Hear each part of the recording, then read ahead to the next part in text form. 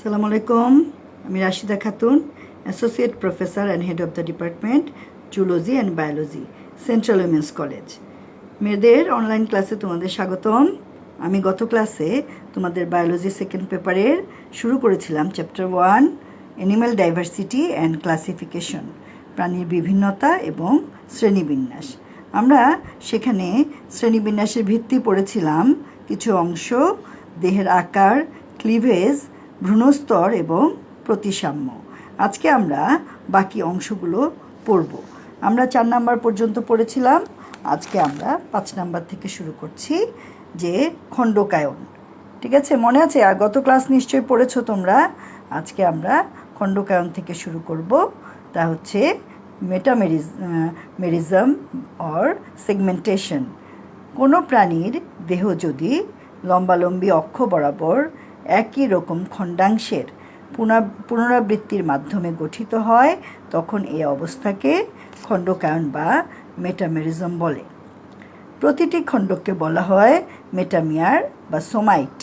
অনেক সময় পরীক্ষায় আসতে পারে যে সোমাইট কি বা মেটামিয়ার কি, ঠিক আছে, বা শুধুমাত্র খণ্ডকায়নও আসতে পারে।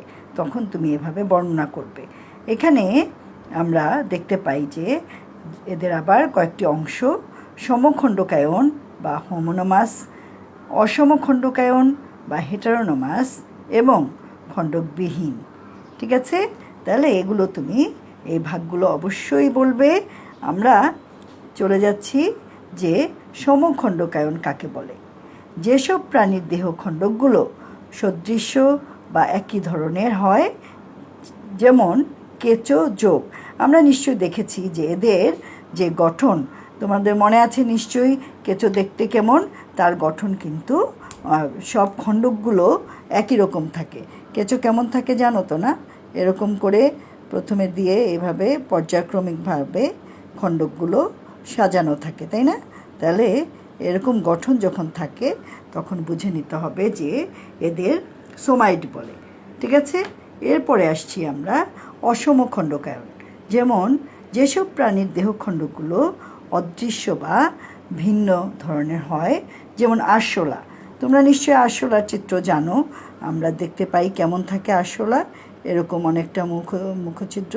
তার দেহের বক্ষ অঞ্চল কিন্তু এইভাবে বাহ্যিক খণ্ডায়ন থাকে, আর দেহের যে বাকি অংশগুলো সেগুলো কিন্তু এইভাবে 10টি খণ্ডক থাকে।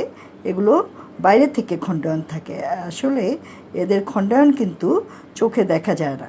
ঠিক আছে, চোখে দেখা যাচ্ছে কিন্তু ভিতরে আভ্যন্তরীণভাবে খণ্ডায়িত নয়। এইভাবে যে চিত্রটা তোমরা যদি সময় থাকে হাতে, ছোট করে একটা চিত্র এঁকে দিবে। আর খণ্ডকবিহীন কোনগুলো? এ জাতীয় প্রাণীদের কোনো খণ্ডক থাকেই না। যেমন ঝিনুক, তোমরা চেনো না ঝিনুক?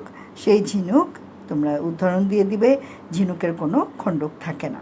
তাহলে খণ্ডকায়ন আসলে এভাবে তোমরা বর্ণনা করবে। এরপরে আরেকটা আসছে, তা হচ্ছে অঞ্চলায়ন বা ট্যাগমাটাইজেশন। ঠিক আছে, এই কথাটাও কিন্তু আলাদা করে পরীক্ষায় আসে। তখন তুমি কি লিখবে? কিছু প্রাণী দেহে কিছু প্রাণীর দেহ কি থাকে বাহ্যিকভাবে খণ্ডায়িত হলেও অনেক ক্ষেত্রে খণ্ডকগুলো স্পষ্ট নয়, বরং খণ্ডকগুলো একত্রে মিলিত হয়ে দেহে সুনির্দিষ্ট কয়েকটি অঞ্চল বা ট্যাগমায় বিভক্ত হয়। এ ধরনের বিভাজনকে অঞ্চলায়ন বা ট্যাগমাটাইজেশন বলে। যেমন আর্থ্রোপোডা। দেখো, একটু আগে আমি যে চিত্রটা এঁকেছি, কেন এটা আঁকলাম তাই আমি বলছি যে আর্থ্রোপোডা পর্বের ইনসেক্টাস শ্রেণীর প্রাণীগুলো, যেমন ঘাসফড়িং হতে পারে, আরশোলা হতে পারে, এদের দেহ মস্তক, বক্ষ এবং উদর এই 3টি ট্যাগমায় বিভক্ত থাকে। এই যে একটু আগে যে চিত্রটা এঁকেছি, দেখো এখানে মস্তক, এখানে দেহকাণ্ড, আর বাকিটা কিন্তু উদর অঞ্চল। তাহলে এভাবে 3টা অংশে বিভক্ত থাকে, এটা মনে রাখবে। আর এটাকে বলছে হচ্ছে অঞ্চলায়ন। ঠিক আছে, এরপরে যে পয়েন্টে যাচ্ছি, 7 নাম্বার পয়েন্ট, তা হচ্ছে নটোকর্ড। ভ্রূণ অবস্থায় বা আজীবন দেহের পৃষ্ঠ মধ্যরেখা বরাবর অবস্থিত কিছুটা নমনীয়, স্থিতিস্থাপক এবং ছিদ্রযুক্ত টিস্যুর দণ্ডকে কি বলে? নটোকর্ড। চেনো নিশ্চয়ই তোমরা নটোকর্ড। যেসব প্রাণীতে নোটোকর্ড থাকে তাদেরকে কিন্তু কর্ডেট প্রাণী বলে। প্রকারভেদ দুই রকম, এই কথাটা তোমরা আগেও পড়েছ, নন কর্ডেট এবং কর্ডেট। তাহলে নন কর্ডেট কোনগুলো? যেসব প্রাণীর দেহে নোটোকর্ড অনুপস্থিত থাকে তাদের নন কর্ডেট বলে, যেমন পরিফেরা থেকে একাইনোডার্মাটা পর্বের সকল প্রাণী। আমরা কিন্তু এগুলো সব পড়ব পরবর্তী ক্লাসে। তারপরে কি কর্ডাটা, যেসব প্রাণীর দেহে নোটোকর্ড উপস্থিত থাকে তাদেরকে কিন্তু কর্ডেট বলে। যেমন সহজ উদাহরণ, আমরা কর্ডাটা বিশাল তার শ্রেণীবিন্যাস, কর্ডাটা পর্বের সকল প্রাণী। আমরা নিজেরাও এর সাথে যুক্ত, নিজেরাও আছি কর্ডাটা পর্বে, কিন্তু এর পুরো শ্রেণীবিন্যাস আমরা পরবর্তী ক্লাসে পড়ব। এরপরে আসছে সিলোম। দেখো, সিলোমও কিন্তু পরীক্ষায় প্রায় আসে। তুমি সিলোম কাকে বলে সে বর্ণনা করবে, তার 3টি ভাগ কি কি আছে, সিলোমের উপর যে গহ্বর আছে তার উপর ভিত্তি করে 3টি ভাগ হয়েছে, অ্যাসিলোমেট, সুডোসিলোমেট এবং ইউসিলোমেটা কি হয়েছে, প্রকৃত সিলোমেট যাদের প্রকৃত সিলোম আছে। এখন আগে দেখে নেই সিলোম কাকে বলে। প্রাণীদেহের পৌষ্টিক নালী এবং দেহ প্রাচীরের মধ্যবর্তী ফাঁকা স্থানকে দেহ গহ্বর বলে। ঠিক আছে, এখন সংজ্ঞা যেটা হবে, ভ্রূণীয় মেসোডার্ম থেকে উদ্ভূত পেরিটোনিয়াম পর্দা দ্বারা আবৃত দেহ গহ্বরকে সিলোম বলে। সিলোমের প্রকৃতির উপর ভিত্তি করে প্রাণীদেরকে নিম্নোক্ত গোষ্ঠীভুক্ত করা হয়েছে। তো অ্যাসিলোমেট যারা, কাকে বলে অ্যাসিলোমেট? এসব প্রাণীর দেহে সিলোমের পরিবর্তে ভ্রূণীয় পরিস্ফুটনের সময় অন্তঃস্থ ফাঁকা স্থানটি বা ব্লাস্টোসিল, ওই যে আমরা আগে পড়েছিলাম গত ক্লাসে, ব্লাস্টোসিল মেসোডার্মাল স্পঞ্জিয়ে কি থাকে, স্পঞ্জি প্যারেনকাইমা কোষে পূর্ণ থাকে। ঠিক আছে, কাদের? পরিফেরা, নিডারিয়া, টিনোফোরা, প্লাটিহেলমিনথিস প্রভৃতি। দেখো এখানে যে আমরা চিত্র এঁকেছি, একটোডার্ম আছে আর ভিতরে আছে এন্ডোডার্ম, আর মাঝে দেখো এই যে ফাঁকা, এখানে কি আছে, মেসোডার্মাল অঙ্গ, এবং এই জায়গাগুলো সব প্যারেনকাইমা যে কোষ, এই যে আমরা স্পঞ্জি যে কোষ, প্যারেনকাইমা কোষে পূর্ণ থাকে। এটা কারা? অ্যাসিলোমেট যারা। আর সুডোসিলোমেট কারা? এদেরকে বলে অপ্রকৃত সিলোমেট। এখানে আমি চিত্র এঁকেছি, কাদের বলে আমরা আগে জেনে নেই। এসব প্রাণীরাও সিলোমবিহীন, তবে ভ্রূণীয় পরিস্ফুটনের সময় অন্তঃস্থ ফাঁকা স্থানটিকে, যে ব্লাস্টোসিল তাই না, ফাঁকা স্থানটিকে ঘিরে কখনো কখনো মেসোডার্মাল কোষস্তর অবস্থান করে, কিন্তু কোষগুলো কখনো পূর্ণ কোষস্তর বা পেরিটোনিয়াম সৃষ্টি করে ব্লাস্টোসিলকে সম্পূর্ণ বেষ্টন করে না। ঠিক আছে, না কিন্তু মনে রাখবে। উদাহরণ হচ্ছে নেমাটোডা, রোটিফেরা ইত্যাদি। তো চিত্রটা আমরা দেখি, এদের দেখো একটোডার্ম আছে, মাঝখানে এন্ডোডার্ম আছে, আবার এই যে অঙ্গটা মেসোডার্মাল অঙ্গ এখানেও আমরা দেখিয়েছি, আর এই যে মাঝের যে জায়গাটা এটাই হচ্ছে সেই সুডোসিল, যেখানে পেরিটোনিয়াম বা কোষস্তর কী করে সৃষ্টি করে ব্লাস্টোসিলকে সম্পূর্ণ বেষ্টন করে থাকে না। এরা হচ্ছে সুডোসিলোমেট। সবশেষে ইউসিলোমেট বা প্রকৃত সিলোমেট যারা, এটা হচ্ছে প্রকৃত সিলোমেট। কারা? যেসব প্রাণীর দেহ গহ্বর মেসোডার্ম থেকে উদ্ভূত পেরিটোনিয়াম স্তরে আবৃত থাকে তাকে প্রকৃত সিলোমেট বলে। এক্ষেত্রে দেহ প্রাচীর এবং পৌষ্টিক নালী সংলগ্ন আবরণীকে যথাক্রমে কি বলে? প্যারাইটাল, এবং ভিতরের যে আবরণ তাকে বলে ভিসেরাল আবরণ। ঠিক আছে, উদাহরণ হচ্ছে মলাস্কা, অ্যানেলিডা, আর্থ্রোপোডা, করডাটা প্রভৃতি পর্বের প্রাণী। এখানে আমরা যে চিত্রটা এঁকেছি দেখো, বাইরের দিকে একটোডার্ম, তারপরে এই যে ফাঁকা জায়গাটা কোথাকার, মাঝখানে যে এন্ডোডার্ম আছে তার এই মাঝখানে যে জায়গাটা হচ্ছে কি মেসোডার্মাল পেরিটোনিয়াম। আবার এই জায়গা আমরা আগেই দিয়েছিলাম মেসোডার্মাল অঙ্গ। আর মেজেন্টারি কিসে? এই যে এখানে কিন্তু পৌষ্টিক নালীকে ঘিরে যে আবরণ তাকে কিন্তু বলছে মেজেন্টারি। ঠিক আছে, তাহলে এই গহ্বরটাই হচ্ছে সিলোম, প্রকৃত সিলোম। দেখেছো, আলাদা দেহপ্রাচীর এবং পৌষ্টিক নালীর মাঝে যে ফাঁকা গহ্বর তাকেই বলছে সিলোম বা ইউসিলোমেট। মনে রাখবে। তাহলে সিলোম কিন্তু আলাদা করে প্রায়ই পরীক্ষায় আসে। এটা তোমরা খুব সুন্দর করে এভাবে এর সংজ্ঞাটা দিবে, তারপরে এর প্রকারভেদ বর্ণনা করবে। ঠিক আছে, বুঝতে পারছো নিশ্চয়ই তোমরা পড়া? আমি আশা রাখছি তোমরা নিশ্চয়ই পড়া বুঝতে পারছো। এরপরে আরও কয়েকটা পয়েন্ট আছে, সেই পয়েন্টগুলোতেও আমি যাচ্ছি। যেমন এরপরে আসছে পৌষ্টিক নালী, এলিমেন্টারি ক্যানেল।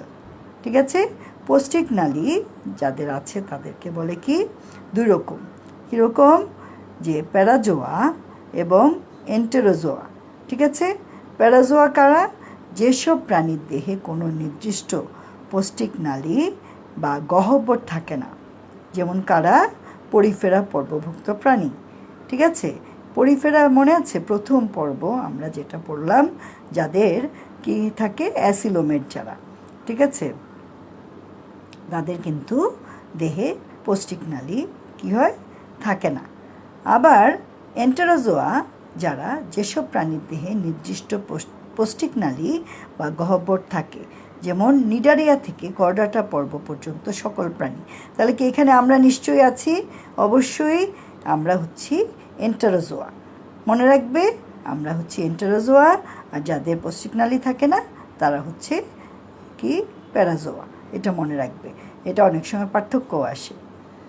এরপরে জীবন পদ্ধতি বা ওয়ে অফ লিভিং কীরকম থাকে? এরা দুই রকম আছে। একরকম হচ্ছে স্বাধীনজীবী বা মুক্তজীবী, আরেক রকম আছে পরজীবী। মনে রাখবে, পরজীবী এবং স্বাধীনজীবী বা মুক্তজীবী, ফ্রি লিভিং। এরা স্বাধীনভাবে চলাফেরা করে এবং পারস্পরিক সহযোগিতা বা সাহচর্য ছাড়াই বাস করে। কারা? আমরা একটু দেখে নেই। কপসিকাস সোলারিস যেমন দোয়েল পাখি, আবার কলাম্বালেভিয়া কবুতর। তাহলে আমরা কি বুঝলাম?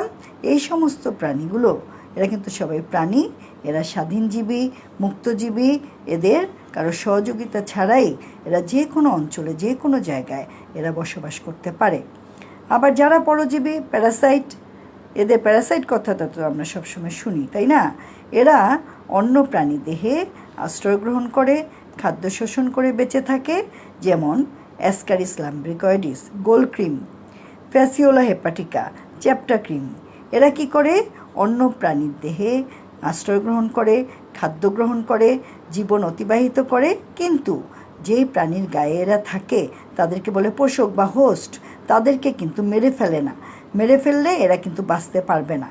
এই কারণে এরা আশ্রয় গ্রহণ করে, খাদ্য গ্রহণ করে, জীবন অতিবাহিত করে। এই জন্য এদেরকে বলে পরজীবী বা প্যারাসাইট। ঠিক আছে, উদাহরণ কিন্তু দিবে অবশ্যই বৈজ্ঞানিক নাম। সব শেষে যে পয়েন্টটা রেখেছি তা হচ্ছে পুষ্টি পদ্ধতি বা নিউট্রিশন। ঠিক আছে, পুষ্টি পদ্ধতি কীরকম? অটোট্রফ এবং হিটেরোট্রফ। মানে কি? মানে হচ্ছে অটোট্রফ যারা, যে সমস্ত প্রাণী নিজের খাদ্য তৈরি করতে পারে, আর হিটেরোট্রফ কারা?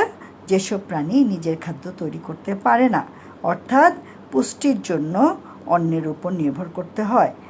এইভাবে আমরা মোটামুটি যে আমরা শ্রেণীবিন্যাসের ভিত্তি আমরা পড়লাম, অনেকগুলো পয়েন্ট কিন্তু আমরা পড়েছি। নিশ্চয়ই তোমরা বুঝতে পেরেছো। আমরা অবশ্যই ক্লাসগুলো নিচ্ছি তোমাদের বুঝবার জন্য সহজ করে, যে তোমরা যাতে বুঝতে পারো, লিখতে পারো। এই জন্য আমি গত ক্লাসে নিয়েছিলাম ভিত্তির বাকি অংশগুলো, দেহের আকার, ক্লিভেজ, ভ্রূণস্তর, প্রতিসাম্য ইত্যাদি। আর আজকে যে বাকি অংশগুলো পড়ালাম, ক্লিভেজ পড়িয়েছি, পৌষ্টিক নালী পড়িয়েছি, এবং যে বাকি অংশগুলো জীবন পদ্ধতি, পুষ্টি পদ্ধতি ইত্যাদি যে অংশগুলো আজকে আমরা পড়লাম, আমি আশা রাখছি তোমরা খুব ভালো বুঝতে পেরেছো এবং তোমরা একটা খাতা বাসায় করবে। এটা আমি আশা রাখছি যে তোমরা খাতার মধ্যে কার ক্লাস করছো সাবজেক্ট ওয়াইজ তোমরা খাতা আলাদা করে নিবে, কি কি পড়ছো, কোন তারিখে পড়ছো, কারণ সব কিছু কিন্তু পরীক্ষা হবে, তাই না? আমরা যা পড়ছি এখন সেগুলোর উপরে পরীক্ষা নেওয়া হবে, সেগুলো আমরা জানিয়ে দিব সময় মতো। আমরা আশা রাখি তোমরা অবশ্যই বাসায় পড়বে। আর যারা বই কেনোনি এখনও, আমরা আশা করছি খুব শিগগিরই এই দ্বিতীয় পত্রের বইটা কিনে নিবে।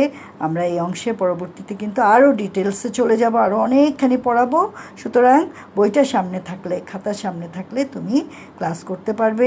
এর পরবর্তীতে তোমাদেরকে আবার নতুন অংশ নিয়ে আবার আমি হাজির হব। এরপরে শ্রেণীবিন্যাস, অমেরুদণ্ডী প্রাণী, যে অংশ আছে সেই অংশ নিয়ে আমি হাজির হব, সেই অংশটা আমি পড়াবো।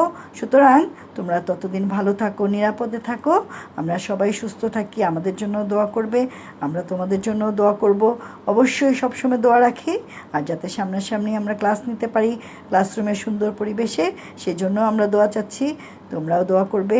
ভালো থাকো, আবার দেখা হবে আগামী ক্লাসে ইনশাল্লাহ। আল্লাহ হাফেজ।